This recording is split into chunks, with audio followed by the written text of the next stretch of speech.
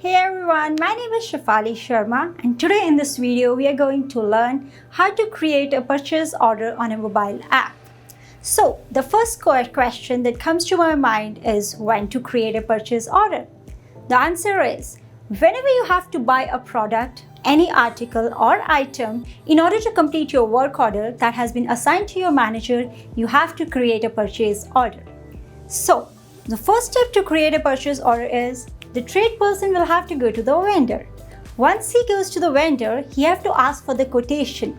But make sure you mention your work order number, your property, your unit number against which you're going to create your purchase order. Once the quotation has been given to you, email it to the regional admin, as well as at the same time start creating a purchase order from the quotation into your mobile app. The first step is to tap on the PayScan app that is available for every trade person on their phone and even for every RM and area manager. So you can see there is an app called App PayScan. You will tap on that and there are three options. You will hit on the first option and it will open up an authentication screen for you guys to put your credentials and your password. Make sure it should always be in the live mode. Mine is in the training mode because I'm using it just for the training purpose, but for you guys, it always has to be in live mode. Once you are done with your credentials and password, you will hit sign in. Here you go. A new dashboard will open. Under this dashboard, you can see there's a small cart at below that is of PO. So you have to tap on that cart and a PO menu will open. Under this PO menu, you can see there is an add PO option. So you're going to tap on add PO option and a new PO dashboard will open. So under this dashboard, you can see there are a few fields which are red in color and have an asterisk symbol over that. So what does that mean? That means that they are mandatory to be filled. In case you forget to input those details, Yardi will not let you save your PO. So the first is the vendor. So vendor is a supplier from where you are going to buy the products. You will see that on the rightmost corner, there's a small arrow against the vendor. You're going to click on that and a vendor page will open. So it will have a list of all the vendors with which Main Street is actually dealing with. So you're going to search for the vendor for whom you're going to create a purchase order. Let's say we are creating it for Amray Supplies. I will just enter Amray. If the name doesn't show up, don't worry. You can just continue search on the server. Here you go. You will be able to see Amray Supply there. Once you click on Amray Supply, can you see a small tick over there? It means this has been selected. So once it is being selected, you will go back to the page from the arrow which is here on the leftmost corner. Hit on that and you will see on the new PO menu, the vendor has already auto-populated. So your vendor has been selected. So now what is the next field that is in red? That is the expense type. Let me clarify a few things about the expense type. So expense type will depend upon the occupancy of the unit. For example, the unit is occupied, the expense type will always be operations. If the unit is vacant, the expense type will always be capital non-job cost. Guys, please be very careful when you're creating the PO and selecting the expense type.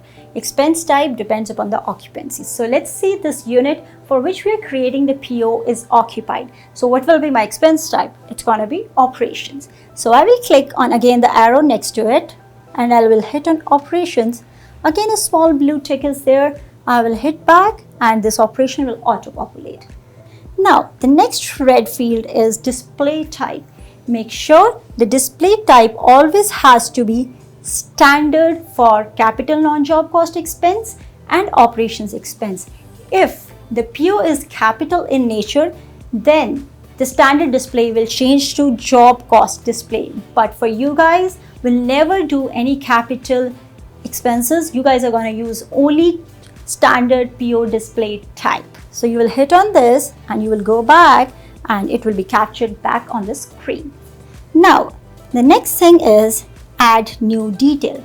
What is these details? These details are which property you are creating the PO for which unit number, and what products you're going to buy. All those things are going to come under this add new detail option. Once you click on this, a new add PO details will open. Under this add PO details, as I said, you have to enter the property name. So what's the property against which you're creating the PO? Let's say we are creating a PO against Avenue Apartments. So I'm going to put Avenue Apartments in the search option, and you can see it will pop up on your screen.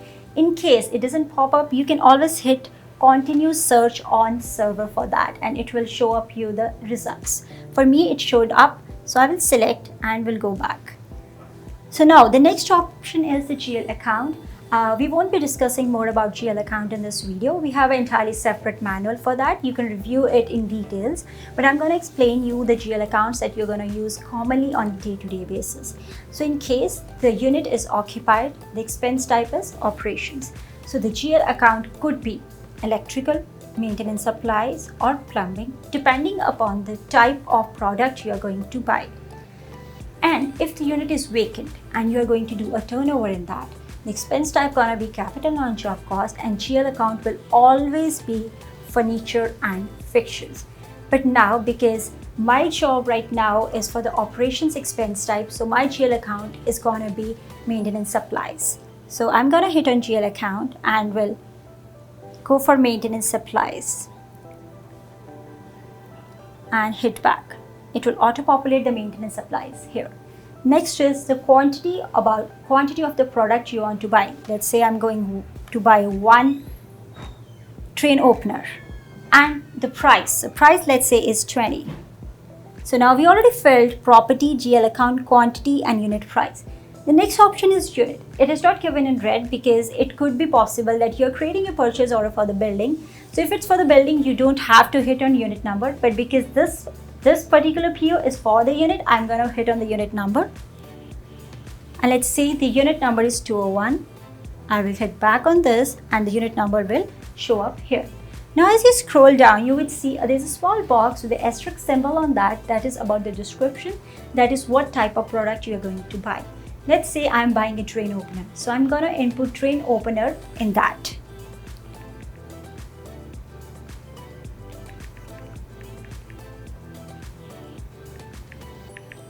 Once I enter drain opener, I can hit done.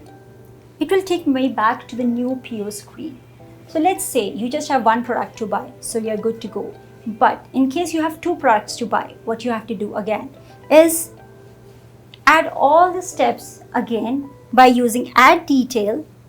You will go again back to the property, GL account, quantity, unit price, unit, and the description. So let's say we were creating it for Avenue, it's going to remain same. We cannot create one PO for different properties. One PO will be for per one building. So I'm going to put again Avenue Apartments. Then GL account will remain same because it is for occupied unit. So it's going to be maintenance supplies. Quantity, now what are you going to buy, how much you are going to buy, and what is the price will all come up here. So let's say quantity is 1. Unit price, let's say, is 15. Description is, let's say, I'm going to buy a Voltec seat. Once I enter all the details, I will hit on done. So now you can see there are two options under details. They are the products that I'm going to buy. Once I'm done with this, I will hit save. Once you hit save, you will see that PO just disappeared. And you're back to the PO menu. Under the PO menu, there is an approval list. You will hit on the approval list and you could see your PO uploading here. You will hit on that, and can you see there are three options: receive, edit, and next step. Right now the receive option has been grayed out. So what you have to do is you have to hit on edit. Once you hit on edit, you would see below display type, there is one option of description. So this description box is the box that you have to fill with the work order number against which you are creating the PO. As well as along with the work order number, try to mention if the unit is occupied or vacant. And if it's vacant, if you're doing a turnover, make sure you write turnover in that. Let's say my work order number is 1, 2, 3, 4, 5, 6. This is imaginary, and because this is a PO that I'm creating for an occupied unit, so I will just write occupied in front of that, and that's all. Once you're done with this, you have filled all the options and you can go and hit save. Once you save it, we still have one option left, that is attachments. Under this attachments, you have to attach the quotation that you have got from the supplier. Once you hit on quotations, you will see there's an option of add attachment. Hit on add attachment. There is a small plus sign there. Just hit on plus sign. Choose the existing photo if you have. If not, you can take the picture of the quotation and upload it. Once I upload it, here you go. There's a small green color tick. It means that your quotation has been uploaded. Next step is just to hit done. Now everything is done about the purchase order. The only thing is left is now the approval. So you are going to send this PO to your regional admin. So how will you do that? You are going to hit on the next step. Once you hit on the next step, there are two options available: regional admin review or regional manager review. You are supposed to send it to regional admin in order to approve your PO. Once you hit on regional admin review, just save. Once you're done, you would see that PO has gone from your PO list. There is nothing in the approval list. So once your PO has been approved by your regional admin, you will receive an email stating that your PO has been approved. Now is the time you can go to the supplier and buy the product. Once you buy the products, your next step is to receive the PO in the system. In order to receive the PO, you have to search your PO back. In order to search your PO, we have a search option called PO search. You will click on that and you can see a new screen will open for the PO search. We have different filters by which you can actually search it. So for example, if you know your PO number, you can directly click on the second option, which is purchase order. And you can put your PO number here and then search it. The other way is, if you don't remember your PO number, you can even search it by your name because you're the one who requested it. You can go on requested by, put your name here, and all the POs which were requested by you will pop up here. But right now, because I know my PO number, I will go back and search it by purchase order number. I will click on this, and as you can see, the PO number will always pop up on the top if it has not been received yet. So I will hit on this, go back. Can you see a small magnifying glass here? You will hit on this and this PO will pop up. Once you hit on the arrow next to it, you will see a purchase order screen will open. Now there are three options there: receive, edit, and next step. If you remember, before the receive option was grayed out, but now the receive option is available for you to receive it because you already created PO has been approved, and you already bought the stuff. Now is the receiving time. So you will hit on receive. The articles that you ordered will pop up here. You will click on both the articles and hit receive. Can you see there are two green ticks there? It means you received the articles properly. You will hit done. Once you hit done, please make sure you refresh your phone. Once you refresh your phone, you will see the receive option has grayed out. So it means you received the PO in the system and you are good to go with this.